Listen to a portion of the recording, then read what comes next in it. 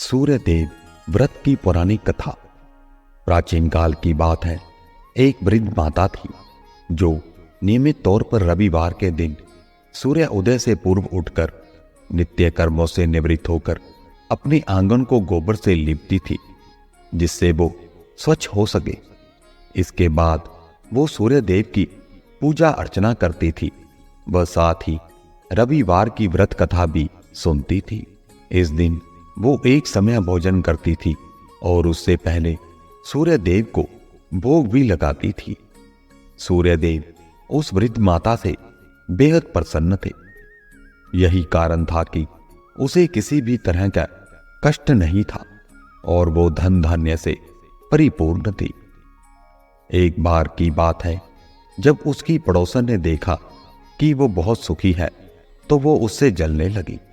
वृद्ध माता के घर में गाय नहीं थी, इसलिए वो अपनी पड़ोसन के आंगन से गोबर लाती थी, क्योंकि उसके यहां गाय बंधी रहती थी। पड़ोसन ने वृद्ध माता को परेशान करने के लिए कुछ सोचकर गाय को घर के अंदर बांध दिया। अगले रविवार वृद्ध माता को आंगन लीपने के लिए गोबर नहीं मिला। इसी के चलते उसने सूर्य देवता को भोग भी नहीं लगाया। वह साथ ही खुद भी भोजन नहीं किया और पूरे दिन भूखी प्यासी रही और फिर सो गई। अगले दिन जब वो सोकर उठी तो उसने देखा कि उसके आंगन में एक सुंदर गाय और एक बछड़ा बंधा था। वृद्ध माता गाय को देखकर हैरान रह गई।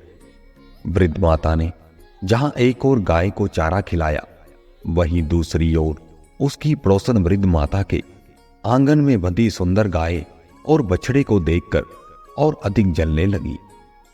पड़ोसन ने उसकी गाय के पास सोने का गोबर पड़ा देखा तो उसने गोबर को वहां से उठाकर अपनी गाय के गोबर के पास रख दिया।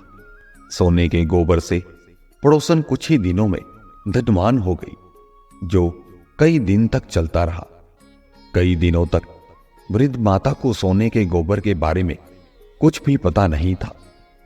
ऐसे में वृद्ध माता पहले की तरह ही सूर्यदेव का व्रत करती रही। वह साथ ही कथा भी सुनती रही।